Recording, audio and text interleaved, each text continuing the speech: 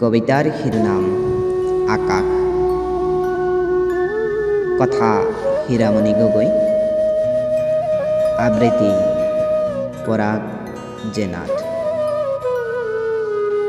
আকাশ, তই বৰ গভীৰ ডাৱৰে আৱৰা, তোৰ বুকুখনিত মেঘে ঢোল বজাইছে, পক্ষীয়ে গীত জুৰিছে, গছ গছনি নাচি উঠিছে, প্ৰকৃতিয়ে নৰূপ সজাইছে, সপোনে কাৰেং সাজিছে।